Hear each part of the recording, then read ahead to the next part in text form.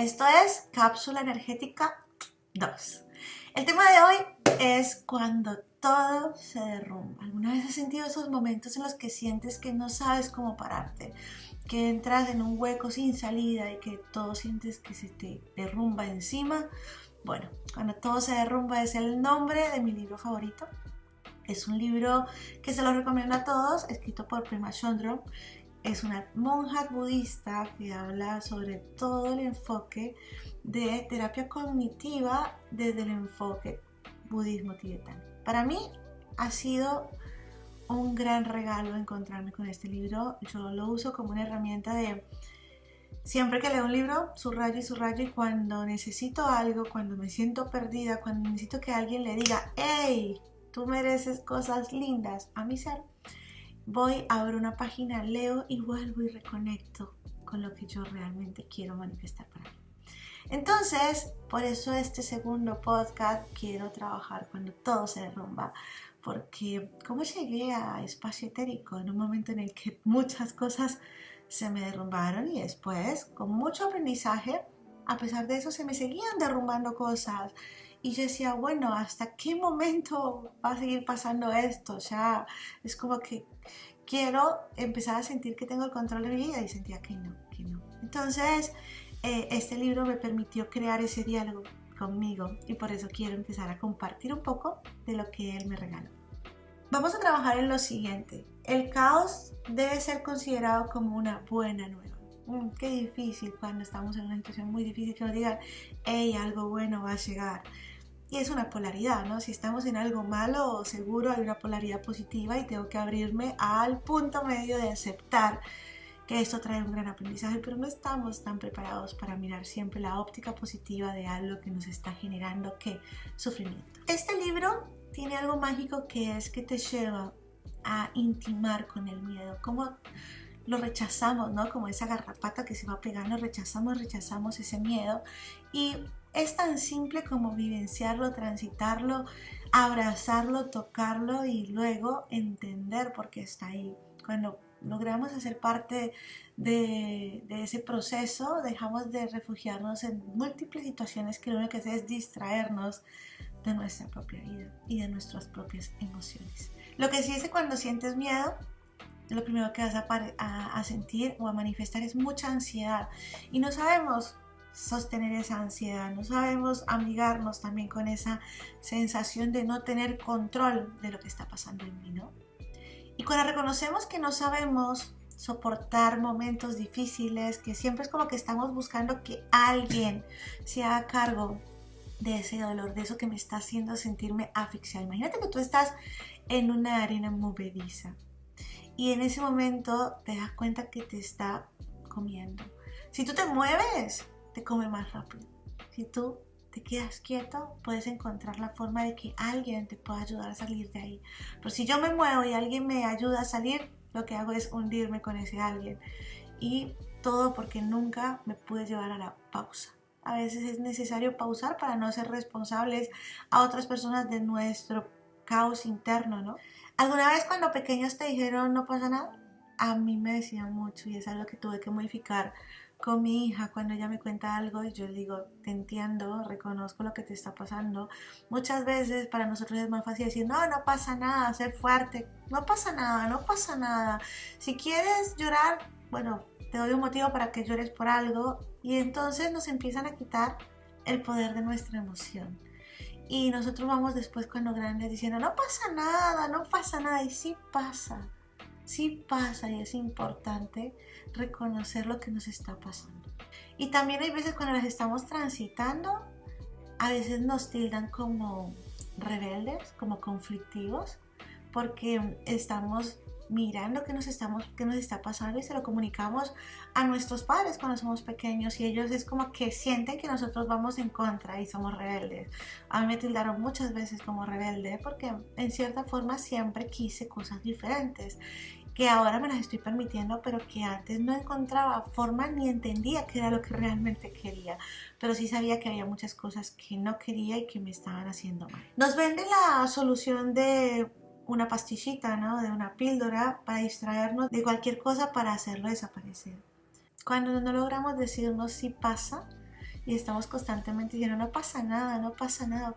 Hay un momento en que de tanto no pasa nada necesitamos tomar alguna pastilla porque estamos en una depresión tan grande que el no pasa nada no nos ha dejado gestionar la emoción, y en vez de transitar la emoción lo que seguimos haciendo es dormir la emoción a través de pastillas antidepresivas o situaciones simplemente porque no tengo fuerza para hacerme cargo de lo que pasa en mí. Y hoy sé que eso no es así. Cuando decidí que no seguía con mi relación de pareja, el padre de mi hija, me llené de mucho miedo. Escuché muchas veces tú no vas a poder sostener sola esta casa, tú no vas a poder salir adelante con la niña, como si yo no tuviera la fuerza, ¿no? Es como que inconscientemente esas palabras me anularan, y tuve que trabajar mucho en no darle fuerza a esas palabras, se convirtieron en un gran desafío para mí. Y en ese momento de mi vida me pasaron un montón de cosas que me paralizaron. Escuchar que tú no tienes el poder, que tú no puedes hacerte cargo de tu hija o de determinadas cosas, puede anularte o puede potencializarte. A mí me potencializó y se convirtió en ese motor en el cual estuve perseverante y perseverante y perseverante por un periodo largo después de mi separación, en el cual ese era mi único enfoque, ver que yo sí podía sostener esta casa. Entonces se convirtió en mi mantra el yo sí puedo sostener mi hogar. Cuando empecé a hacerlo, miraba a mi hija y se me llenaban los ojos de nostalgia, de alegría, porque había podido demostrarme a mí misma que yo sí podía sostener mi hogar.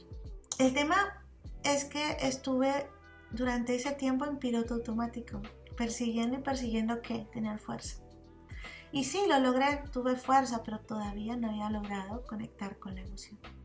En ese periodo di con grandes maestros, di con personas que me permitieron desde múltiples técnicas empezar a incorporar y el sentir que lo que me estaba pasando, porque me estaba llevando a ser esa madre autosuficiente que quería proteger y que quería algo diferente a lo que estaba viviendo antes. Y desde ahí me estaba refugiando en el yo sí puedo sola. El tema es que eso es una cueva y en un momento hay que salir de la cueva. Esas múltiples refugios de cueva me permitieron conectar con la vulnerabilidad. Pareciera que la vulnerabilidad es algo malo, pero es algo maravilloso que te permite abrazarte. Y me abracé y me di cuenta que no quería refugiarme en otras personas, no quería refugiarme en mis padres, no quería seguir potencializando mi fuerza. El tema es que también eso era una mentira, porque inconscientemente yo no me podía ir a Colombia, no me podía ir con mis padres porque mi hija es argentina y el padre está en Argentina. Y cuando vos te das cuenta de todo eso y empiezas a darte cuenta que no puedes avanzar, pues empecé a sentir, mis emociones me llevaban a sentirme presa. Y empecé a sentir que yo estaba presa acá, que yo no podía avanzar. Y todo eso me llevó a sentirme enojada. Y me costó mucho darme cuenta que estaba enojada, porque yo decía, bueno, pero yo lo logré, estoy en mi casa, estoy en todo, pero estaba sumamente enojada, porque inconscientemente yo también estaba violentando muchas cosas de mí misma. Cuando me di cuenta que yo era la persona que más me violentaba a través del pensamiento, ese día fue con ese libro, porque empecé a decir, ¿qué es lo que te enoja? ¿Qué es lo que me está enojando? ¿Por qué siento que no surjo? ¿Por qué siento que estoy aquí paralizada? ¿Por qué siento que a pesar de que tengo fuerza? ¿Por qué siento que a pesar de que he logrado que mi casa sea lo que yo quiero, sigo sintiendo enojo? Pero este libro me permitió ser lo que una madre hace con su hijo, abrazar, contener la emoción, validar y decirme, hey, sí pasa algo acá, vamos a trabajar en qué es lo que está pasando. Porque yo seguía enojada, seguía sin entender esa voz en el inconsciente activo que me decía algo está mal. Claramente yo sentía que ya tenía fuerza, que mi vida me gustaba, pero algo seguía mal y no entendía qué era. Y solamente lo logré entender cuando empecé a crear ese diálogo conmigo que me regaló cuando todo se derrumba. Pero todavía necesitaba aceptar lo que es y cómo es. Qué difícil quitarnos ese velo y ver la realidad de lo que estamos viviendo, ¿no? Las cosas tal y como son. Y cuando vi las cosas tal y como son, me di cuenta que estaba enojada porque se me había destruido la casita. Uf, ¿cuántos hemos estado persiguiendo la casita? ¿Qué es perseguir la casita? Es eso lo que nos dijeron, que había que formar una familia perfecta en donde teníamos trabajo, los hijos, todo, y cuando tengamos eso, estamos bien. Y a mí se me había destruido esa casita que estuve buscando desde que era pequeña, que quería. Y aparte había creado la casita con algo que era lo que yo siempre había proyectado, el tipo de persona con el que siempre había querido. Y estaba teniendo lo que yo siempre quise, mi hija, mi casa, todo. Y de un momento a otro, la violencia, el caos, la educación de los hijos, las creencias limitantes, las culturas empezaron a enfrentar mi casita. Y desde ahí me di cuenta que no podía seguir sosteniendo una casita con esas bases y se me destruyó. El tema es que yo había elegido que no quería esa casita así, pero igual me sentía enojada porque no tenía la casita. El tema es, ¿quién nos dijo que hay que perseguir la casita? Pareciera que es como el inalcanzable, es el espejismo ese que nos da el estatus de haces parte, estás bien. ¿Por qué? ¿Por qué la casita tiene que ser así y esa casita me valida a mí que yo estoy bien? ¿De dónde hay ese poder? ¿Y por qué yo le doy tanta fuerza? Fue por las cosas que empecé a preguntarme, ¿no? Porque era como que yo pensaba que todos estaban bien, pero yo estaba mal porque yo no tenía esa casita. Yo tenía un perro, un gato, una hija, miles de obligaciones, pero sentía que mi casita no existía. Y cuando reconocí eso y transmití mi dolor, vi mi miedo. Y entonces el miedo me decía, tú no vas a tener esa casita, tú no vas a poder lograr tener una persona que te quiera, tú te vas a quedar sola. Y yo me asustaba y me enojaba porque yo decía, aparte estoy acá sola en este país, en Argentina, y yo no quiero estar aquí, yo quiero estar en otro lado, y me enojaba porque no me podía ir. Y era un diálogo que me violentaba constantemente, que era mío, porque nadie más me lo estaba diciendo. Era solo yo, constantemente contaminando mi mente desde emociones conflictivas bajo situaciones que yo ya no podía controlar, porque ya había pasado, yo ya estoy acá. La realidad es que hoy estoy acá. ¿Cómo hago para que esto funcione? Este miedo me llevó a introducirme a todas las enseñanzas que hoy tengo. Este miedo me permitió tocar la puerta del budismo, me permitió cambiar la estructura de mi casita, me permitió trabajar en la gratitud, en dejar de estar enojada conmigo, porque el enojo más grande era conmigo. Y desde ahí dejar de percibir el mundo a través del enojo. A veces pedimos amor a través del enojo. ¿Alguna vez lo has hecho? No te lo recomiendo porque las demás personas lo toman en fricción. Aprendí a poner las cosas como son, sin maquillarlas y aceptándolas. Aceptando que en mi vida había violencia, aceptando que ya no tenía la casita, aceptando que estaba sola y no está mal estar sola, y que tenía la tranquilidad que tantas veces había buscado. Así que en cierta forma lo había logrado, pero mi cabeza no me permitía sentir que lo había logrado porque mi ego seguía persiguiendo la casita. Y luego en el libro llegó la frase mágica, esa frase que me ayudó a empezar a cambiar internamente. Y esa frase fue: cuando seas buena amiga de ti misma, tu situación también volverá a ser más amistosa. Yo no me había dado cuenta que yo era mi peor amiga, porque me estaba diciendo un montón de cosas que yo no se las diría ni a mi peor enemigo.